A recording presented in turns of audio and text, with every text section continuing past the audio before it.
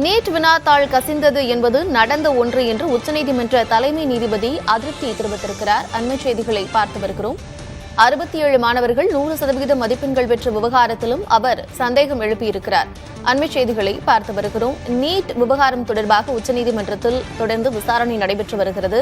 இந்நிலையில் சமூக ஊடகங்களில் நீட் வினாத்தாள் கசிந்தது உண்மை என்றால் அது மிகப்பெரியதாக இருக்க வாய்ப்பிருப்பதாகவும் நீதிபதி கருத்து தெரிவித்திருக்கிறார்.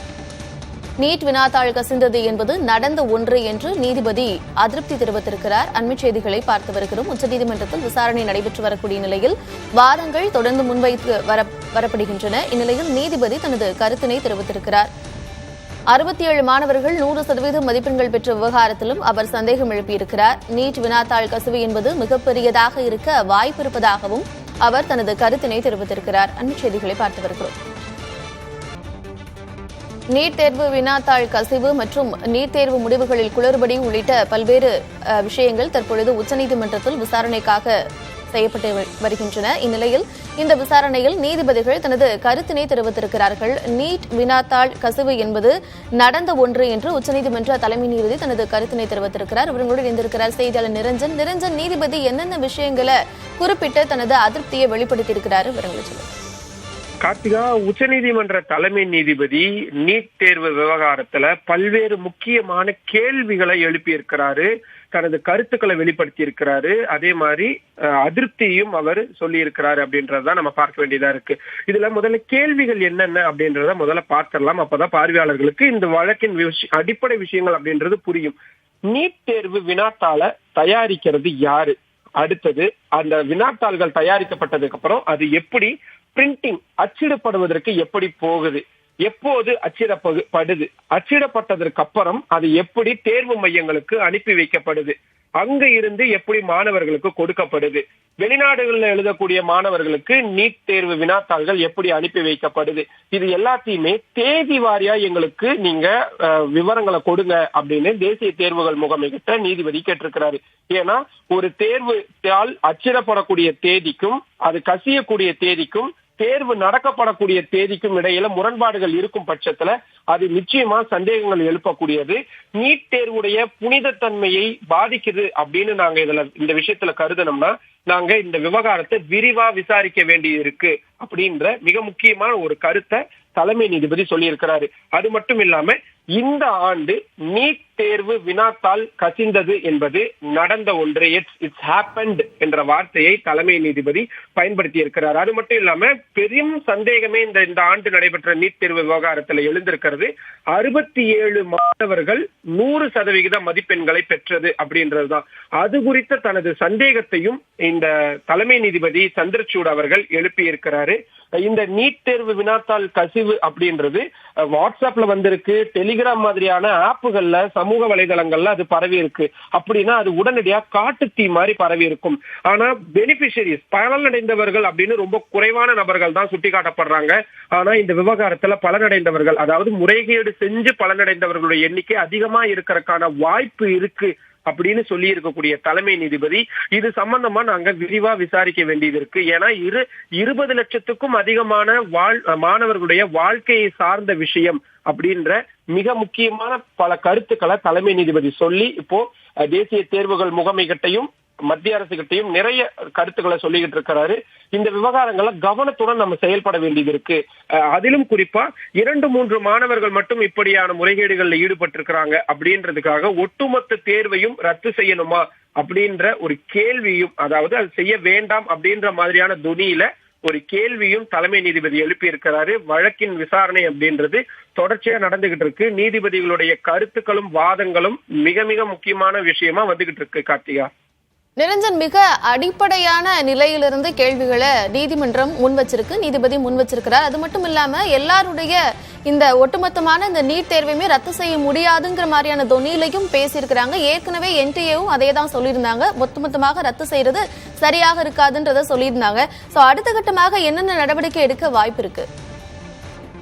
நீதிபதி தலைமை நீதிபதியுடைய கருத்துக்களை நாம் உற்று பார்த்து வருகிறோம். அவர் சொல்லக்கூடியது இதில் யார் யாரெல்லாம் முறைகேடாக நடந்து கொண்டு முறைகேடான வகையில் பலனடைந்திருக்கிறார்கள் என்பதை முதலில் கண்டுபிடிக்க வேண்டும் என்ற விஷயத்தை அவர் சொல்லியிருக்கிறார். அதாவது தவறு செய்து யாராவது இந்த நீட் தேர்வில் தேர்ச்சி பெற்றார்கள் என்றால் அவர்களை கண்டறிந்து களைய வேண்டும் என்பதுதான் தலைமை நீதிபதியுடைய கருத்தாக இருக்கிறது. சிபிஐ இந்த வழக்கு விசாரணையை எடுத்துக்கொண்டிருப்பதை சுட்டிக்காட்டி இருக்கக்கூடிய தலைமை நீதிபதி அவர்கள் என்ன மாதிரியான விசாரணையை நடத்தி வருகிறார்கள், எத்தனை பேருக்கு எதிராக முதல் தகவல் அறிக்கை பதிவு செய்யப்பட்டிருக்கிறது, கைது நடவடிக்கை எவ்வாறு இருக்கின்றது, மாணவர்களை தவிர மற்றவர்கள் யார் யாரெல்லாம் கைது செய்யப்பட்டிருக்கிறார்கள், இந்த நீட் தேர்வு வினாத்தால் கசிந்தது எப்படி, சமூக வலைதளங்களுக்கு அது போனது எப்படி, ஒரு பத்திரமாக சேஃப்டி லாக்கரில் இருக்கக்கூடிய ஒரு வினாத்தாள் என்பது வெளியே இவ்வளவு சுலபமாக கசிந்தது எப்படி, எப்போது அது கசிந்தது, எப்படி அதனை மாணவர்கள் தவறான முறையில் பயன்படுத்தினார்கள் என்ற மற்ற விஷயங்களை அவர்கள் கவனம் செலுத்தப் போகிறார்கள். தேசிய தேர்வுகள் முகமைக்கு அவர்கள் கொடுத்திருக்கக்கூடிய அறிவுறுத்தல் இந்த விவகாரத்தில் வினாத்தாள்கள் கசியும் விவகாரத்தில் கவனமுடன் செயல்பட வேண்டும். அதாவது அடுத்த முறையிலிருந்து இப்படியான எந்த ஒரு குளறுபடிகளும் இல்லாமல் தேர்வை நடத்த வேண்டும் என்பது மாதிரியான முக்கியமான உத்தரவுகள் வரலாம். ஆனால் வழக்கின் வாதங்கள் என்பது இப்பொழுது கிட்டத்தட்ட ஒரு மணி நேரத்திற்கு மேலாக விரிவாக சென்று கொண்டிருக்கக்கூடிய சூழலில் இன்றைய தினம் உத்தரவு ஏதேனும் வருவதற்கான வாய்ப்பு இருக்கிறது என்பதாகத்தான் நாம் பார்க்க வேண்டியதாக இருக்கிறது. ஆனால் நீட் தேர்வு வினாத்தாள் கசிந்ததை உச்ச நீதிமன்ற தலைமை நீதிபதி உறுதிப்படுத்தி இருக்கிறார். அது நடந்ததுதான் என்ற விஷயத்தையும் அவர் சொல்லி இருக்கிறார். இந்த ஆண்டு ஏதேனும் ஒரு சலுகைகள் எதுவும் கிடைக்குமா அல்லது மாற்று ஏற்பாடுகள் எதுவும் நடக்குமா போன்றவையெல்லாம் தலைமை நீதிபதியின் முடிவிற்கு உட்பட்டதுதான். கார்த்திகா, நிரஞ்சன், குறிப்பாக இந்த முடிவுக்காக பல லட்சம் மாணவர்கள் காத்திருக்கிறாங்க. நீதிபதியும் சொல்லியிருக்கிறாரு, இது டெலிகிராம், வாட்ஸ்அப் போன்ற பல்வேறு சமூக ஊடகங்கள்ல பரவி இருக்கு அப்படின்னா கிட்டத்தட்ட காட்டுத்தீ மாதிரி பரவி இருக்கிறதுக்கான வாய்ப்பு இருக்குன்னு சொல்லியிருக்கிறாரு. என்டிஏவும் ஒரு இடத்தில் வினாத்தாள் கசிந்தது அப்படிங்கிற பதில சொல்லி இருக்கிறாங்க. அப்ப தொடர்ந்து அவர் நிறைய கேள்விகளை கேட்ட நிலையில என்டிஏல இருந்து என்ன பதில் சொன்னாங்க? கேள்விகள் என்பதாகத்தான் தற்பொழுது முன்வைக்கப்பட்டு வருகிறது. இன்னும் மிக விரிவான பதில்களுக்கு தேசிய தேர்வுகள் முகமை என்பது செல்லவில்லை. அவர்கள் என்ன நடவடிக்கை எடுக்கப்பட்டிருக்கிறது நீட் வினாத்தாள் கசிந்ததற்கு பிறகு, இன்னும் சொல்ல போனால் தேசிய தேர்வுகள் முகமை பீகாரில் பாட்னாவில் இந்த வினாத்தாள் கசிந்தது, அது தொடர்பாக நடைபெற்ற கைது நடவடிக்கைகள், சம்பந்தப்பட்ட மாணவர்களின் மதிப்பெண்கள் நிறுத்தி வைக்கப்பட்டிருப்பது போன்ற விஷயங்களை எல்லாம் அவர்களும் ஒப்புக்கொண்டிருக்கின்றார்கள். மற்ற பாட்னாவை தவிர மற்ற 6 எஃப்ஐஆர் என்பதும் பதிவு செய்யப்பட்டிருப்பதாகவும் தெரிவிக்கப்பட்டிருக்கிறது. வெளிநாடுகளுக்கு வினாத்தாள்கள் எவ்வாறு நம்ம தொடர்ந்து பேசலாம். கல்வியாளர் நெடுஞ்செழியன் நம்மிடையே இணைப்பில் இருக்கிறார், அவரோடு பேசலாம். சார் வணக்கம். நீட் தேர்வு வினாத்தாள் கசிவு அப்படிங்கிறது நடந்திருக்கிறது அப்படிங்கறத ரொம்ப கிளியரா நீதிபதி சொல்லியிருக்கிறாரு. 100 மதிப்பெண்கள் பெற்ற விவகாரத்திலையும் நீதிபதி சந்தேகம் எழுப்பியிருக்கிறார். 67 மாணவர்கள் 100% பெற்றதிலும் சந்தேகம் எழுப்பியிருக்கிறாரு. இந்த விவகாரம் எதை நோக்கி செல்கிறதா நம்ம பார்க்கலாம்? இல்ல, நிச்சயமாக உச்சநீதிமன்ற நீதிபதி அவர்கள் கூறுவது சரியான கருத்து.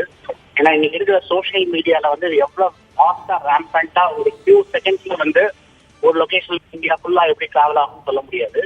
அதான் அவங்க வலியுறுத்துறாங்க.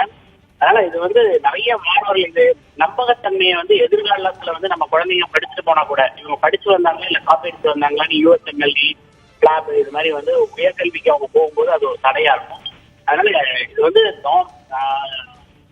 நிச்சயமாக நம்மளோட உச்ச நீதிமன்ற நீதிபதிகள் இதை நல்லா எவாலுவேட் பண்ணி ஒரு நல்ல தீர்ப்பா தருவாங்க அப்படிங்கிற ஒரு நம்பிக்கை. இந்த விவகாரத்துல நீட் தேர்வினுடைய புனிதத்தன்மை பாதிக்கப்படுகிறதா அப்படிங்கறத பார்க்கணும் அப்படிங்கிற வார்த்தையையும் நீதிபதி சொல்லியிருக்கிறாரு. அது மட்டும் இல்லாம அடிப்படையிலான நிறைய கேள்விகளை எழுப்பியிருக்கிறாங்க. எங்க நீட் வினாத்தாள் அச்சிடப்படுகிறது, என்ன தேதியில் அச்சிடப்படுகிறது, என்னைக்கு இது கசிந்தது, இந்த மாதிரியான நிறைய அடிப்படையிலான கேள்விகளை கேட்கிறாங்க. இந்த விவகாரத்துல நிறைய மாணவர்களும் இதுல என்ன மாதிரியான முடிவு வரும்னு எதிர்நோக்கி இருக்கிறாங்க. இது என்ன முடிவாக வரும்னு நம்ம யூகிக்கலாம்? இது கூடுமான வரைக்கும் இது நம்மளோட கண்ட்ரியோட ஃபியூச்சர் ரொம்ப ஸ்டேட்ல இருக்கு. நம்மளோட எதிர்கால சந்ததியினர் இன்னைக்கு அரசியல் கட்சிகள் 5 ஆண்டுகள் 10 ஆண்டுகள்ல போயிடும். நிச்சயமாக உச்ச நீதிமன்றம் நல்ல மாணவர்களுக்கு ஒரு நலன் கருதி, எதிர்கால நலன் கருதி அவங்களுக்கு ஒரு நல்ல முடிவா தருவாங்க அப்படிங்கிறத ஒரு பாசிட்டிவாவே நம்ம எதிர்பார்க்கலாம். என்னை பொறுத்த வரைக்கும் இந்த நீட்டையும் என்டியும் அபாலிஷ் பண்ணாங்கன்னா ரொம்ப நல்லா இருக்கும். ஏன்னா அது நீட்டும் சரி என்டிஏவும் சரி ஒரு தவறான ஒரு நேம் உருவாக்கிடுச்சு. அதனால நம்ம நாளைக்கு 2 பாடி இல்ல ஒரு புது பாடி அப்படின்னா கூட மக்கள் அடுத்த நாடுகள் ஓரளவுக்கு ஓகே அபாலிஷ் பண்ணாங்க, ஏதோ சேஞ்சஸ் கொண்டு வந்தாங்க அப்படின்றது. நிச்சயமா உச்ச நீதிமன்ற நீதிபதிகள் இதை நிச்சயமா வேரியஸ் ஆங்கிள் பார்த்து ஒரு நல்ல தீர்ப்பு தருவாங்க அப்படின்னு நம்பிக்கை இருக்கு. நாடு முழுவதும் நடக்கக்கூடிய ஒரு தேர்வு மிக முக்கியமான தேர்வாக பார்க்கப்படக்கூடிய நிலையில இந்த தேர்வு தேசிய தேர்வு முகமை அப்படிங்கிறது எப்படி செயல்பட்டு இருக்க வேண்டும்? ஒரு இடத்துல நீட் தேர்வு வினாத்தாள் கசிந்ததை ஒத்துக்கிட்டு இருக்கிறாங்க NTA. இந்நிலையில அது என்னென்ன மாதிரியான மாற்றங்களை இனி செய்யணும்னு நம்ம எதிர்பார்க்கலாம்? இது வந்து மெயினா வந்து இவங்களுக்கு வந்து பழைய வந்து யாரெல்லாம் வந்து ஒவ்வொரு மாநிலம் ஒரு சென்சிட்டிவ் பேக்கெட் நம்ம வந்து எலெக்ஷன் கண்டக்ட் பண்ணும்போது இதெல்லாம் சென்சிட்டிவ் சொல்லணும். அந்த மாதிரி இடங்கள்லாம் ஐடென்டிஃபை பண்ணி அந்த ஸ்டேட் வந்து அதுல வந்து நிறைய எக்ஸ்பீரியன்ஸ் வச்சிருப்பாங்க. அவங்களோட எக்ஸ்பீரியன்ஸை வந்து நம்ம ஓவர்லுக் பண்ணி பைபாஸ் பண்ணி போனதுனால தான் என்னோட பாயிண்ட் வந்து சொன்னாது. நான் ரெண்டாவது பார்க்கறது வந்து பொலிட்டிக்கல் டைம். இதுல வந்து பொலிட்டிக்கல்